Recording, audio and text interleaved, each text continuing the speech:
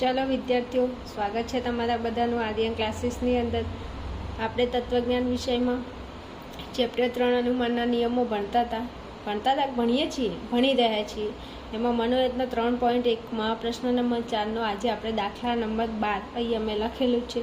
તો આજે આપણે દાખલા નંબર 12 જોઈશું. દરેક વિદ્યાર્થી ખાસ આ ચેપ્ટર 12 માર્ક્સનું છે. 12 માર્ક્સની અંદર આ ચેપ્ટરની અંદર દરેક પ્રશ્ન જે 3.1નો 1, 2, 3, 4 પ્રશ્ન નંબર છે, 4 મોસ્ટ આઈએમપી છે. એમાંથી અવારનવાર પ્રશ્નો પૂછાય છે. તો કોઈ પણ પ્રશ્નને તમે સ્કીપ ના કરતા, એવોઇડ ના કરતા, ઓપ્શનમાં ના કાઢતા, નહીં તો 12 માર્ક્સ તમારા ઓપ્શનમાં નીકળી જશે. ઓકે, ચાલો આજે આપણે આ દાખલાની અંદર આ દાખલો સોલ્વ કરીશું. તો જ્યારે પણ તમે કોઈ પણ રૂપલક્ષી સાબિતી રચીને તમારે સિદ્ધ કરવાની હોય તો એની અંદર સૌથી પહેલાં તમારે જે વિધાનને તમારે ફલિત કરવાનું છે, જે વિધાનને તમારે છેલ્લે લાસ્ટમાં ફલિત કરવાનું છે, નિષ્પન્ન કરવાનું છે, એને તમારે થોડું ધ્યાનથી જોઈ લેવાનું. હવે આપણે અહીંયા એ સમુચય બી છે, આ વિધાનને આપણે આ 5 આધાર વિધાનોનો ઉપયોગ કરીને અનુમાનના નિયમોને અનુસરીને એના રૂપોનો ઉપયોગ કરીને આપણે આ વિધાનને છેલ્લે નિષ્પન્ન કરવાનું થાય. જ્યાં સુધી એ સમુચય બી વિધાન તમે અહીંયા નિષ્પન્ન ના કરી શકો ત્યાં સુધી તમારો દાખલો પૂરો થયો કહેવાય નહીં. તો આપણે આ દાખલો ગણવા માટે શું કરીશું તો કે અનુમાનના નિયમો અને તેના રૂપોનો ઉપયોગ કરીશું. અને અહીંયા 5 આધાર વિધાનો છે, એના આધારે એને અનુસરીને આપણે એ સમુચય બી વિધાનને નિષ્પન્ન કરીશું. અહીંયા હું દરેક દાખલામાં કહું છું કે અહીંયા પી પી પી પી પી શું પી, કશું નથી પીવાનું, ભણવું છે. ચલો, તો આ પીપીનો મતલબ થાય આધાર વિધાન. આ 1 થી લઈ અને 5 નંબરના જે છે તે આધાર વિધાનો છે, એમનો ઉપયોગ કરીને આપણે આ વિધાનને ફલિત કરીશું. ચલો, અહીંયા હવે કોઈ પણ વિધાનને ફલિત કરવા માટે શું કરવું? સૌથી પહેલાં તમે કોઈ પણ રૂપલક્ષી સાબિતી જ્યારે સિદ્ધ કરતા હોય, આ દાખલો ગણતા હોય, ત્યારે તમારે પહેલાં એક કામ કરવાનું. તો કે કયું કામ? તો તમે અહીંયા થોડી નજર કરો. અહીંયા તમને જેટલા આધાર વિધાનો આપેલા છે એ આધાર વિધાનોમાં સર્વોપરી કારક તમે જોઈ લો એકવાર, એટલું તમે ચેક કરી લો. કારણ કે જો તમે સર્વોપરી કારક જોશો અને એની સામે તમે એનો નિયમ અને રૂપ લખી દેશો તો તમને દાખલો ગણવામાં બહુ સરળતા રહેશે. હવે હું અહીંયા કહું છું કે પહેલું આધાર વિધાનમાં શરતી છે, બીજામાં વિકલ્પન છે, ત્રીજામાં શરતી છે, ચોથામાં વિકલ્પન છે. તો હવે તમે એવો વિચાર કરી શકો કે અહીંયા આપણે જો ધ્યાનથી જોઈએ તો અહીંયા શરતી સર્વોપરી કારક છે અને વિકલ્પન છે. તો અનુમાનના કયા એવા નિયમો છે જેમાં સર્વોપરી કારક તરીકે શરતી આવે? તો બસ મારા ધ્યાનમાં તો એમપીનો નિયમ છે અને એમટીનો છે.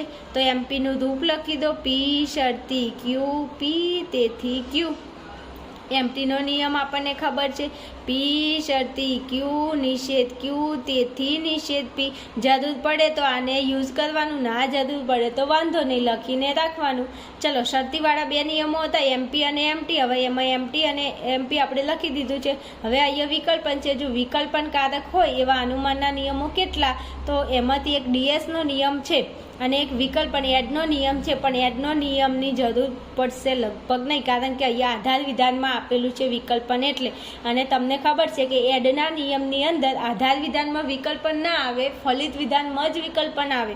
હું શું બોલતી હશું ને અમુકને ખબર પણ નહીં પડતી, કારણ કે એ જ નથી ખબર આધાર વિધાન કોને કહેવાય, ફલિત વિધાન કોને કહેવાય. વિદ્યાર્થીઓ અહીંયા ધ્યાન આપો, સમજાવું. જો તેથી કરીને જે વિધાન હોય ને એને ફલિત વિધાન કહેવાય અને એના ઉપરના જે વિધાનો હોય એમને આધાર વિધાન કહેવાય. અહીંયા તેથી કરીને જે વિધાન છે એને ફલિત વિધાન કહેવાય ને એના ઉપરના આ પહેલું વિધાન, બીજું વિધાન, આ આધાર વિધાન છે, આ પણ આધાર વિધાન છે. ખબર પડે છે? ઓકે, ચલો. હવે વિકલ્પન વાળો નિયમ હોય તો એક ડીએસનો નિયમ, એનું રૂપ થાય છે પી શરતી ક્યુ નિષેધ પી તેથી ક્યુ, અથવા તો નિષેધ ક્યુ તેથી પી. આ બંને રીતે રૂપનો ઉપયોગ થાય છે. તમે જેનો ઉપયોગ કરવો હોય તમે કરી શકો. ચલો, આપણે જેનું જરૂર હશે એ નિયમનો આપણે ઉપયોગ કરીશું. હવે અહીંયા આવો તો જો અહીંયા નિષેધ એફ આપેલું છે. ઓકે, આપણે એની જરૂર છે. તો એ લાવવા માટે આપણે અહીંયા કંઈક મથામણ કરવી પડશે અનુમાનના નિયમો સાથે. એની જરૂર છે. પણ અહીંયા જુઓ, તમને 5મા નંબરમાં કયું આધાર વિધાન આપેલું છે? તો કે નિષેધ એફ. હવે મારી જોડે અહીંયા શરતી છે, હું એમપીનો નિયમ વાપરું, એમટી વાપરું કે ડીએસ વાપરું? ખબર કેવી રીતે પડે? તો સૌથી પહેલાં તમારે અહીંયા 6થા નંબરે વિધાન નિષ્પન્ન કરવાનું છે, પણ એના ઉપરનું વિધાન એકવાર જોઈ લેવાનું. અહીંયા નિષેધ એફ છે. તો હવે આ એફ અહીંયા 5મા નંબરે છે તો કે હા. હવે આ એફ ઉપરના 4 વિધાનોમાં કઈ જગ્યાએ એફ તમને જોવા મળે છે? તો કે અમને આ રહ્યો ચોથા નંબરમાં જોવા મળે છે. ઓકે, તો કે હા ઓકે. હવે આ એફ અહીંયા 5મા નંબરમાં છે, પણ ઉપર કઈ જગ્યાએ છે? તો કે ચોથા નંબરમાં. તો અહીંયા એફ છે, તો એફની આગળ કયું સર્વોપરીકારક છે? તો કે વિકલ્પન છે. હવે અહીંયા મેં જે નિયમો લખ્યા એમાં અહીંયા વિકલ્પન આવે. વિદ્યાર્થીઓ મને ખાસ અહીંયા શરતી થઈ જાય છે, કારણ કે મને શરતી બહુ યાદ રહે છે. ડીએસના નિયમમાં અહીંયા વિકલ્પન આવશે. ઓકે, હવે અહીંયા એફ છે, અહીંયા એફ છે. હવે એફની આગળ સર્વોપરીકારક કયું છે? વિકલ્પન. તો કે હા વિકલ્પન છે. તો ડીએસના નિયમમાં પણ વિકલ્પન આવે છે. તો આપણે ડીએસનો નિયમ જો અહીંયા લગાડીએ તો આપણો જવાબ એક ટાઈમ આવી જશે. મને ખબર કેવી રીતે પડી? તો અહીંયા એફ વિધાનને ફલિત કરેલું છે. આધાર વિધાન છે, પણ અહીંયા આપણે ફલિત વિધાન લાવવા માટે આનો ઉપયોગ તો થશે ને, આધાર વિધાન છે. હવે આ વિધાન ઉપર ક્યાં દેખાય છે? તો કે આ ચોથા નંબરમાં. અને ચોથા નંબરનું સર્વોપરીકારક કોણ છે? વિકલ્પન. અને વિકલ્પન હોય એવો અનુમાનનો કયો નિયમ? તો કે ડીએસનો નિયમ. તો તમે આ નિયમને અહીંયા લાગુ કરો તો તમે અહીંયા કોઈ વિધાનને ફલિત કરી શકો છો. ચેક કરજો તો કે હા થાય છે. જો પી એટલે આપણું એફ, વિકલ્પન એટલે આ વિકલ્પન, ક્યુ એટલે આ ઈ. હવે અહીંયા પી વિકલ્પન ક્યુમાં અહીંયા કયું વિધાન છે? નિષેધ પી વિધાન. અને પી વિધાન એટલે આપણો એફ વિધાન. તો એફ વિધાન અહીંયા છે નિષેધમાં. અહીંયા જો પીનો નિષેધ કર્યો છે, તો એ પીની જગ્યાએ એફ છે, તો એફનો નિષેધ થઈ ગયો. હા થઈ ગયો. તો હવે વિકલ્પનના ડીએસના નિયમ પ્રમાણે આપણે આ ક્યુ વિધાન જે છે એને અહીંયા ફલિત કરી શકીએ. અહીંયા જો આ ક્યુ વિધાન છે એને અહીંયા ફલિત કર્યું છે. હા, તો આપણી જોડે અહીં ક્યુ વિધાનમાં કયું વિધાન છે? ઈ વિધાન. તો આપણે ઈ વિધાનને અહીંયા ફલિત કરી શકીએ. તો કે 100% કરી શકીએ. કેમ ના કરી શકીએ? તો જો અહીંયા આપણે ઈ વિધાનને નિષ્પન્ન કર્યું. તો કે હા કર્યું. હવે આપણે આ ઈ વિધાનને નિષ્પન્ન તો કર્યું, પણ કયા આધાર વિધાનો પરથી? તો કે ચોથા નંબરનું અને 5મા નંબરનું. તો અહીંયા તમે લખો 4 અને 5. નિયમ કયો લગાડ્યો? તો કે ડીએસનો. તો અહીંયા લખો ડીએસનો નિયમ. ધેટી 4, 5 ડીએસ. આ છઠ્ઠા નંબરનું આધાર વિધાન તમે ફલિત કર્યું, પણ કયા આધાર વિધાનો પરથી? તો ચોથા નંબર અને 5મા નંબર. તો લખો 4, 5 અને લખો નિયમ. નિયમ કયો? તો ડીએસનો. તો લખી દીધો. ચલો આટલું થઈ ગયું. હવે 7મા નંબરમાં આવો. હવે આ વિધાન આપણે અહીંયા ફલિત કર્યું. આપણે એની જરૂર છે. આ ઈ વિધાન આપણે ફલિત કર્યું, પણ ઉપર તમે થોડું ધ્યાન આપો. ઈ વિધાન તમને ઉપર કઈ જગ્યાએ જોવા મળે છે? ઉપર ઈ વિધાન તમને કઈ જગ્યાએ જોવા મળે છે? તો મને અહીંયા ઈ વિધાન જોવા મળે છે 3જા નંબરમાં છે. તો કે હા છે ઈ વિધાન. રેડી? તો કે રેડી. હવે ઈ વિધાનના આગળ સર્વોપરીકારક કયું છે? તો કે શરતી છે. તો કે હા છે. હવે શરતીનો નિયમ શરતીનો એવો કયો નિયમ, અનુમાનનો એવો કયો નિયમ છે જેમાં સર્વોપરીકારક તરીકે શરતી આવે? તો અનુમાનનો એવો નિયમ છે કે એમટી અને એમપી. હવે આપણે ઈ વિધાન છે, નિષેધ તો છે નહીં, ના બિલકુલ નથી. તો આપણે નિષેધની જરૂર પડશે નહીં. તો આપણે એમપીનો નિયમ એક વાર વિચારીએ. તો જો અહીંયા પી શરતી ક્યુ. તો પી એટલે આપણું ઈ વિધાન, શરતીનું શરતી. પછી અહીંયા છે નિષેધ ડી એટલે આપણું ક્યુ વિધાન. પછી પી શરતી ક્યુમાં પી વિધાન નીચે હોય, તો ઈ શરતી નિષેધ ડીમાં ઈ વિધાન એ પી વિધાન છે, તો એ નીચે છે. તો કે હા છે ને. તો હવે આપણે કયા વિધાનને અહીંયા નિષ્પન્ન કરી શકીએ? તો કે નિષેધ ડી વિધાનને નિષ્પન્ન કરી શકીએ. અને નિષેધ ડી એટલે ક્યુ, જે ક્યુ અહીંયા નીચે આવે છે. પી શરતી ક્યુ, પી તેથી ક્યુ. પી એટલે આપણો ઈ, શરતીનું શરતી, નિષેધ ડી એટલે આપણો ક્યુ. પછી પી વિધાન એટલે ઈ વિધાન નીચે છે. હા, તો હવે ક્યુ વિધાનમાં નિષેધ ડી નીચે આવશે. તો કે હા આવશે. તો લખો નિષેધ ડી. ઓકે, આટલું થઈ ગયું. હવે આ ઈ વિધાન આપણે અહીંયા એમપીનો નિયમનો ઉપયોગ કરીને આપણે નિષેધ ડી વિધાનને અહીંયા નિષ્પન્ન કર્યું, પણ કયા આધાર વિધાનો પરથી? જુઓ તો 3જા નંબરે, કયા નંબરે? 3જા નંબરે અને 6ઠ્ઠા નંબરે. તો અહીંયા લખો 3 અને 6. નિયમ કયો લગાડ્યો? એમપીનો નિયમ. તો અહીંયા લખો એમપી. 3, 6 એમપી. ઓકે. હવે નિષેધ ડી આપણે જોડે આવી ગયું છે. હવે 8મા નંબરે આવો. બીજું અહીંયા આપણે એની જરૂર છે. હજુ આપણું એ વિધાન ક્યાંય નિષ્પન્ન થયું નથી. તો જ્યાં સુધી એ વિધાન અને બી વિધાન ના આવી જાય ત્યાં સુધી આપણે વિધાનોને નિષ્પન્ન કરીશું. હવે અહીંયા નિષેધ ડી આવે છે. નિષેધ ડી આવે છે તો ડી તમને આ 6 થી લઈને 1 સુધીના આધાર વિધાનો ચેક કરો. ડી તમને કઈ નિષેધ ડી હોય કે ડી તમને કઈ જગ્યાએ દેખાય છે? તો અહીંયા ધ્યાનમાં લેજો જરા. જોઈએ અહીંયા પણ છે અને અહીંયા પણ નિષેધ ડી છે ને? તો કે હા છે. હવે જોજો આ જે ડી છે એને હું અહીંયા એકવાર વિચારું, કેમ કે આપણે એની જરૂર છે. તો ડી અહીંયા જો ડીની સામે ઈ છે, તો આપણે ઈની ક્યાં જરૂર છે? આપણે એની જરૂર છે. તો આ નિષેધ ડી અહીંયા ડી હોય, અહીંયા ડી છે ને આની સામે એ છે. આપણે એ વિધાનની જરૂર છે. તો કે હા છે. તો આપણે એકવાર એવું વિચારીએ કે અહીંયા જો આપણે એ લાવો છે, તો આપણે આ બીજા નંબરના આધાર વિધાન ઉપરથી કોઈ નિયમને અનુસરીને આપણે અહીંયા વિધાનને નિષ્પન્ન કરીએ તો આપણો એ આવી જાય. આવી જાય કે ના આવી જાય? આવી જાય. હવે અહીંયા એ આ ડી છે, ડીની આગળ અહીંયા જુઓ સર્વોપદી કારક કયું છે? વિકલ્પન. તો જો વિકલ્પન સર્વોપદી કારક હોય એવો અનુમાનનો નિયમ કયો? તો કે ડીએસનો નિયમ. જો ડીએસનો નિયમ હું અહીંયા લગાડું તો મારે એની જરૂર છે, મારું એ વિધાન અહીંયા ફલિત થઈ જાય છે. ઓકે વિદ્યાર્થીઓ, આ વિધાન અહીંયા ડી જે છે ને અહીંયા પણ છે, પણ એ નિયમ આપણે પહેલાં યુઝ કરી લીધો છે. એના આધારે આ નિયમના આધારે તો આપણે અહીંયા નીચે ડી લાવ્યો છે. હવે ડી અહીંયા છે, અહીંયા વિકલ્પન કારક છે, તો હું ડીએસનો નિયમ અહીંયા લગાડું છું. ચલો, પી એટલે આપણો ડી, વિકલ્પન ક્યુ એટલે આપણો એ. હવે અહીંયા નિષેધ પી, તો ડી આપણું પી વિધાન, તો પીનો નિષેધ થાય છે, તો પી એટલે ડી વિધાન, તો ડીનો નિષેધ થઈ ગયો. હા થઈ ગયો. તો હવે આપણે ક્યુ વિધાનમાં, ક્યુ એટલે આપણો એ વિધાનને અહીંયા નિષ્પન્ન કરી શકીએ? તો કે હા કરી શકીએ. કેમ નહીં? એ ઉતરે અહીંયા? હા ઉતરે. કયા નિયમના આધારે? તો કે ડીએસના નિયમના આધારે. અહીં જો ડી એટલે આપણો પી, વિકલ્પનનું વિકલ્પન એ એટલે ક્યુ. પછી નિષેધ પી એટલે આપણો ડી, એટલે ડીનો નિષેધ થાય. પછી ક્યુ એટલે આપણો એ અહીંયા નીચે નિષ્પન્ન થાય, જે આપણે અહીંયા કર્યું છે. જો પી વિકલ્પન ક્યુ નિષેધ પી તેથી ક્યુ, આ પી વિકલ્પન ક્યુ, આ નિષેધ પી તેથી ક્યુ, આ ડી વિકલ્પન ક્યુ નિષેધ ડી તેથી એ.